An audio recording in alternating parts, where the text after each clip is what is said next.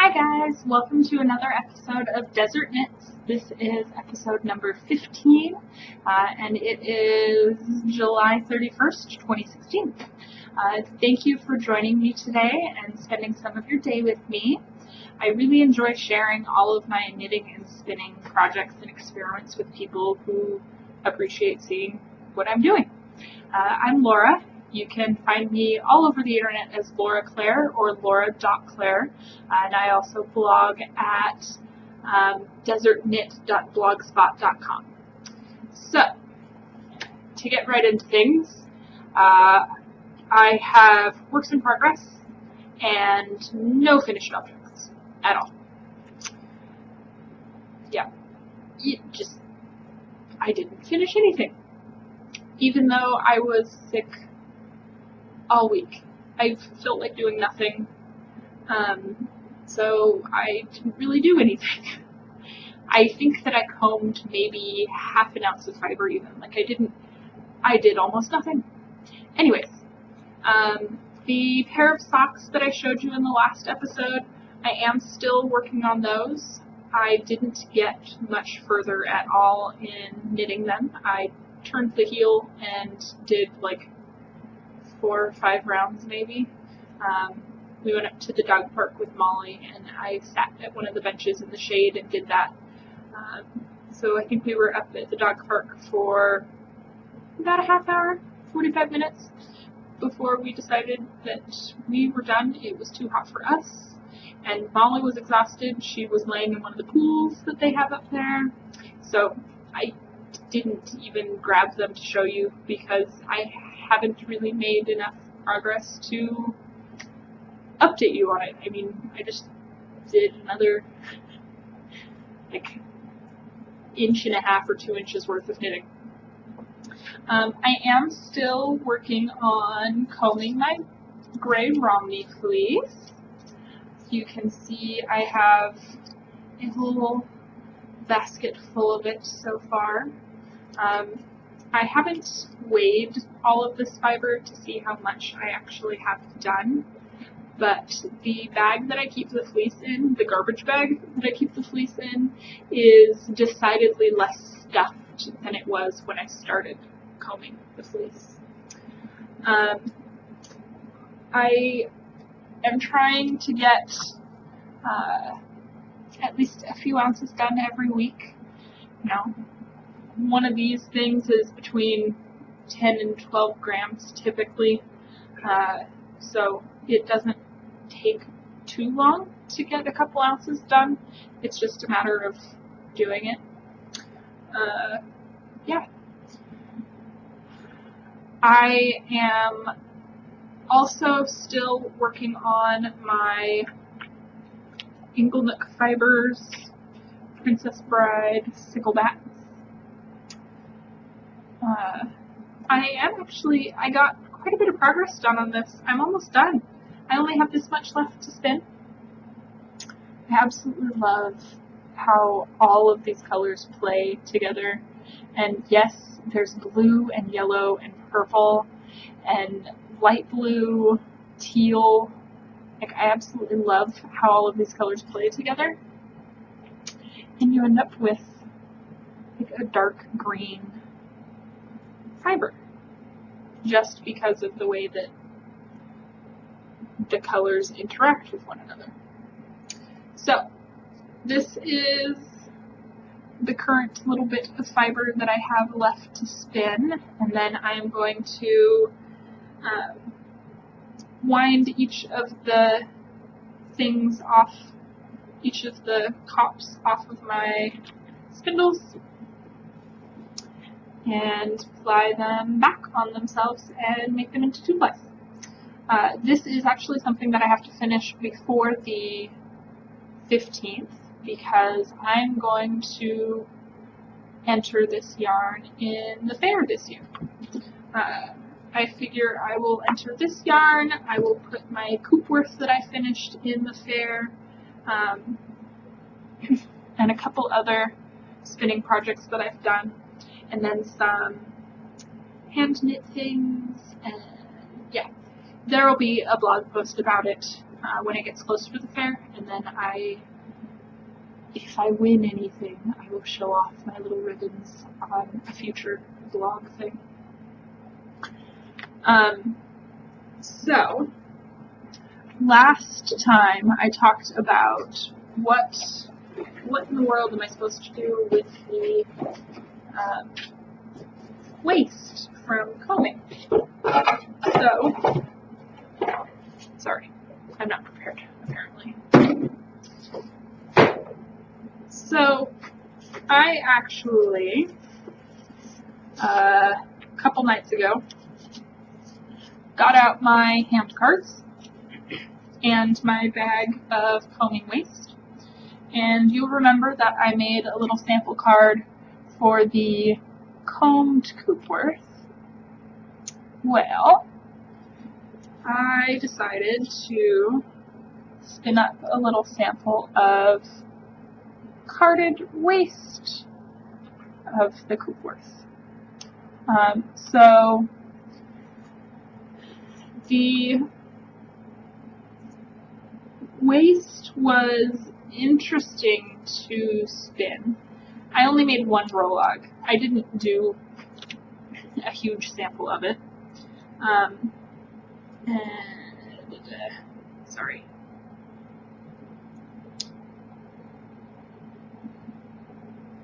Get everything separated here. So you'll remember from my first sample, I have the single, the 2-ply, and then the 3-ply. And I have my 2-ply and 3-ply little tiny sample skeins. For the carded waste, for the roll-logs that I made, I did a single and a 2-ply sample for my card. So the 2-ply, let's see if I can get it to focus up here, is quite a bit more prickly. There we go. Is that focusing? I can't tell. My screen's too small.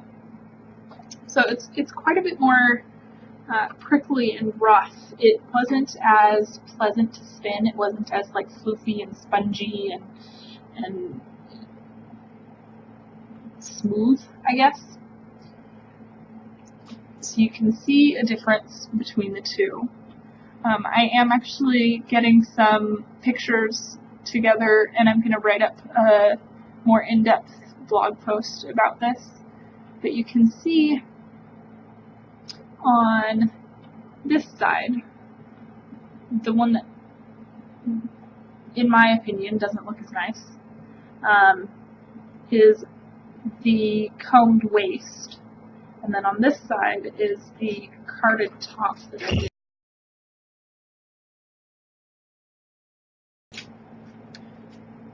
Sorry about that. Ty got home with what we affectionately call purple soda. It's strawberry soda mixed with Mountain Dew, the blue flavor, whatever flavor that is. So it's our little treat every once in a while. Anyways, so those little Cormo samples, or Cormo, Coopworth samples, the roll log that I made is far toothier. It has more of a prickle factor than the combed top. So yeah, I'm not really sure I'm a huge fan of it, but it was interesting to learn and decide that I am not a huge fan of that particular waste usage. I don't know if because it was just the waste and that's all the shorter stuff anyways, or mostly the shorter stuff anyways, that carding it when it was still, you know, the good stuff mixed in with the bad stuff would make a huge amount of difference. I think because the breed has a slightly higher or lower, a coarser micron count than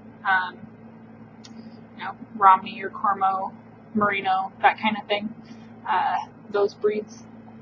So I don't know if running it through a drum carder, because I think that the lock length was actually a bit too long for my hand cards to deal with when it still had the lock structure all put together and not, already combed and whatnot. But I am out of stuff to sample that with, and I didn't even really think about it before I started combing it. Oh well. I only spun about 4 grams of Rologs. I did make up Rologs out of the rest of the waste, which ended up being about 25 more grams. And I will be sending those along with some of the combed top to one of my friends so that she can play around and experience the hand-combed coop worth. And so it'll be interesting to see what she thinks of it and how she spins it. Let's see. Now, my last current work in progress spinning project thingy is this lovely black fiber. It is actually black, even though it's kind of showing up like brown on the top where the overhead light is shining on it. But it is black. It is a small mill prepped that thing. I've already spun up some of it, so I will see if I can roll this back up, make it all neat and small again. I will show you. I haven't taken it off my wheel to show you. My wheel is small enough that I can kind of just show you. But it does have some white fibers in with it. But you can see I'm spinning it fairly thin. It has a good amount of twist in there. Even when those little bits that have plied back on themselves, so 2 ply, still pretty thin. I actually really like the way that this is spinning up. I don't have a huge amount of this fiber to spin. When I was down at Black Sheep Gathering, one of the guys who was down there, one of my friends, Jan, he had that bag full, the pillowcase full of, sorry, it's under my table, the pillowcase with all kinds of Shetland from our friend Leslie. So he says that this is some of her ram Rourke. She wasn't so sure because she thought that it was a little too soft for a ram, but he swears that he got it from her, so I don't know. But I think that it's Shetland, because he has a lot of Shetland, because he buys whole fleeces from Leslie and then sends them away and has them processed into this kind of thing.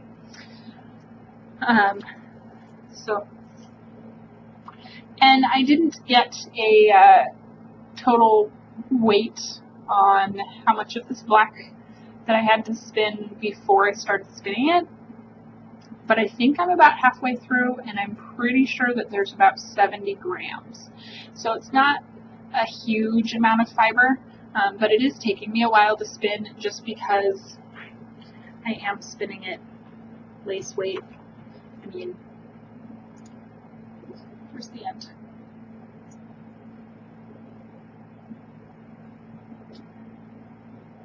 It's not super consistent. There are some slubs in there, but it is quite skinny. So, but I'm enjoying the challenge of reducing the number of slubs that I have in this particular fiber prep. It looks like the fiber kind of got stuck somewhere, or like this is the edge of something. There's like this weird little pocket thing in here, so I don't have any idea how this was really pulled off of the drum carder, or if it just comes off like this when they use a giant drum carder. But yeah, there are definitely some interesting hangy-offy bits on this particular bat, which don't really bother me. It's just I'm getting some slubs in my yarn from that, which, yeah, whatever. Some of them I can pull out, some of them I can tease out, not all of them, unfortunately. But I'll be applying it back on itself, and I don't have a clue in the world what I'm going to do with it. Nothing. No idea. I also, the roll-log from the Coopworth, I spun up on my tiny little midge Turkish spindle. And then this little sample that's on here right now is actually some Cormo.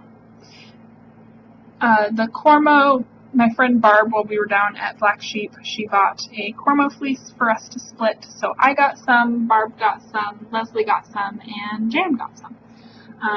I washed it up, dried it in that green thing that's behind me there, and then the combs that I'm borrowing from Leslie are actually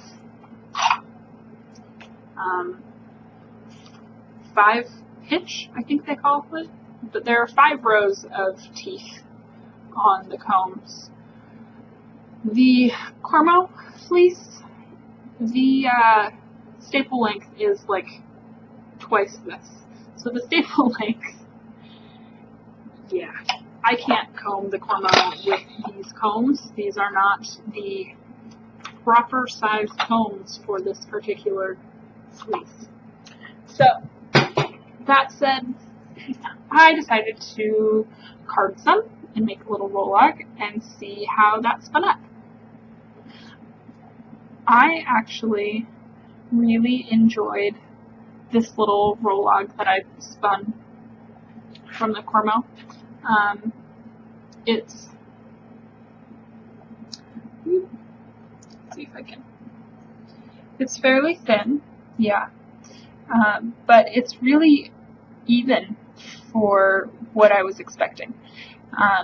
It's far less slubby even than the black fiber, the stuff from work.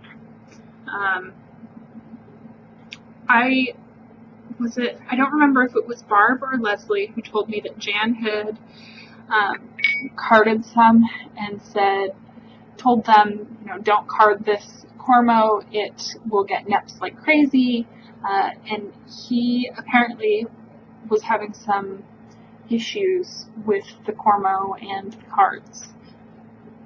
I didn't have any issues at all. I really like the way that it spun up when I carded it. So I'm probably going to card the whole bit of fleece that I have, which I'm storing in this lovely pillowcase. I don't want to use more plastic bags, more garbage bags. It's just silly. But here's a chunk of the fiber. It is super springy. Yes, I washed it.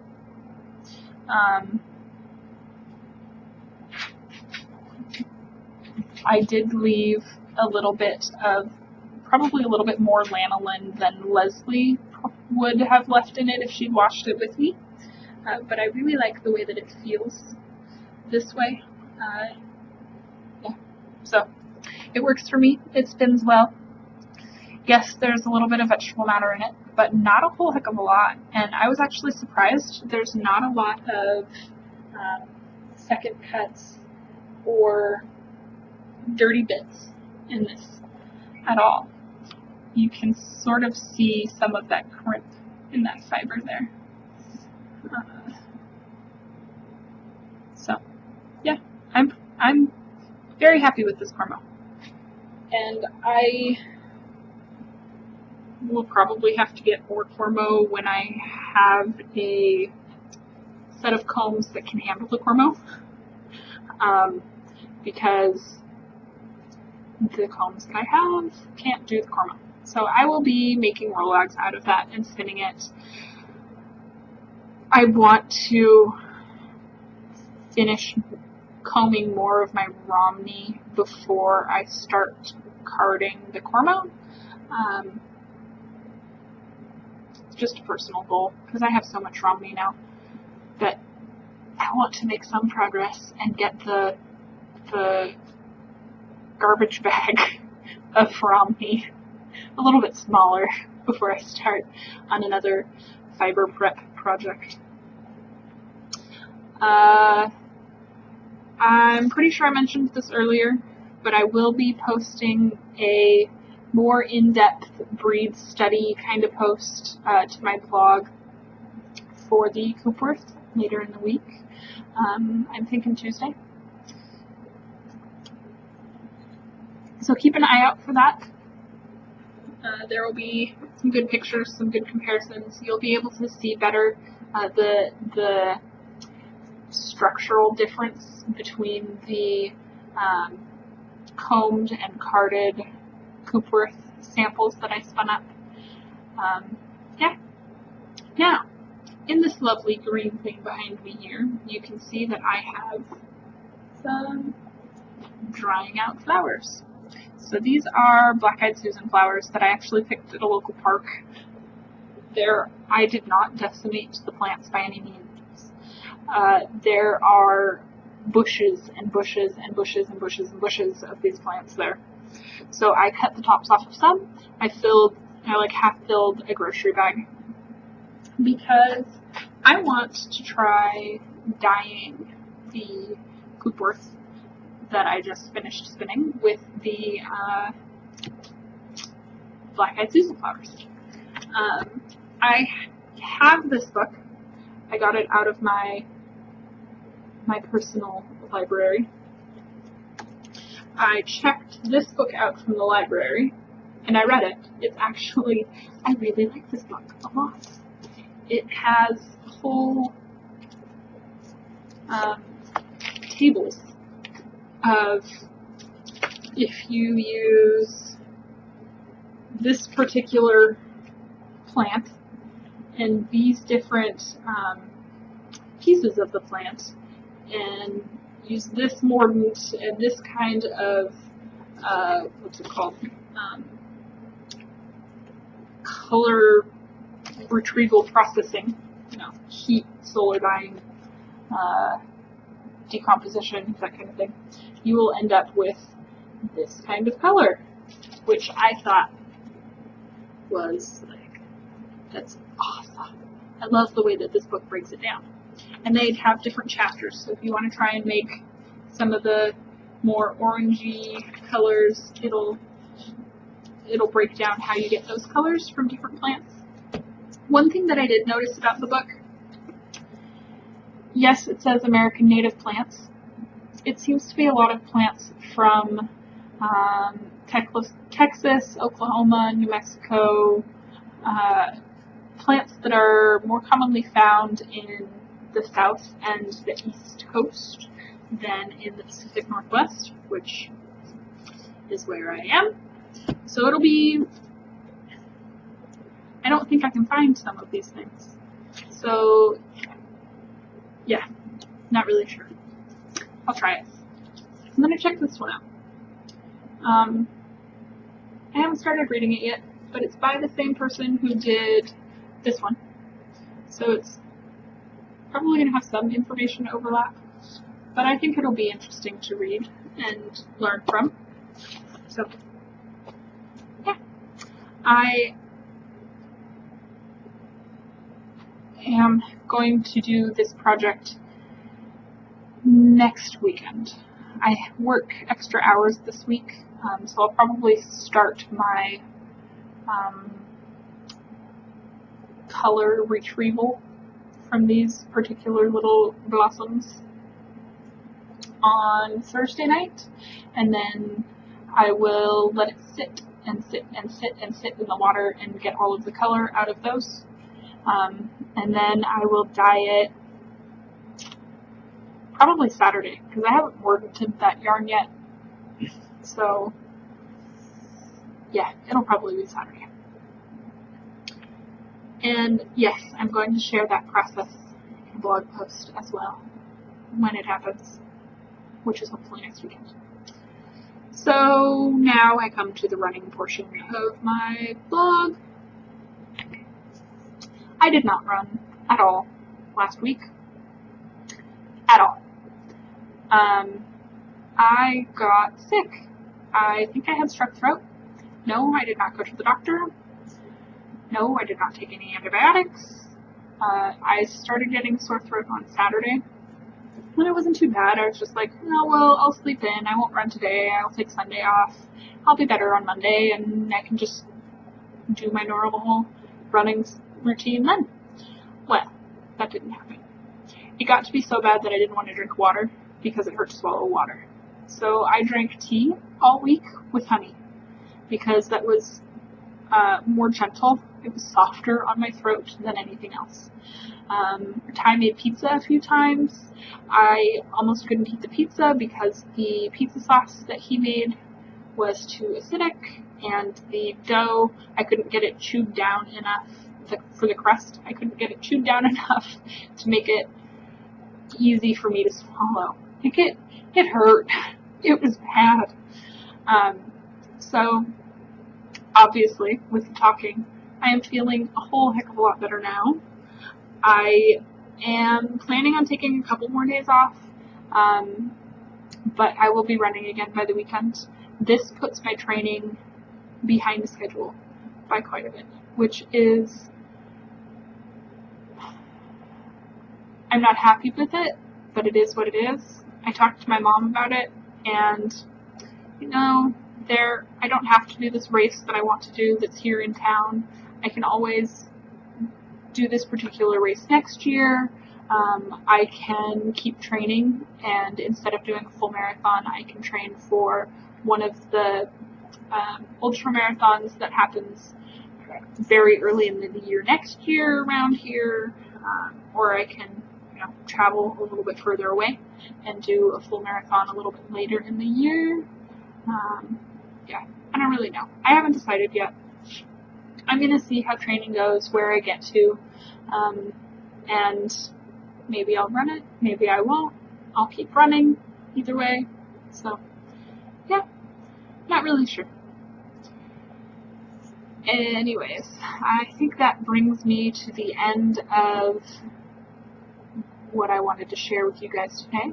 So thank you again for spending some of your time with me today. Please let me know if you have any questions at all, and if there's any breed of sheep that you find particularly interesting, or that you want to see me do some experimentation with, please let me know. I really like learning more about sheep and the different breed characteristics and fiber characteristics.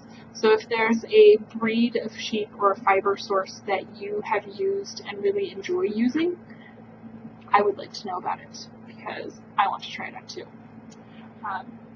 Again, thank you for joining me today, and have a fun time knitting and spinning.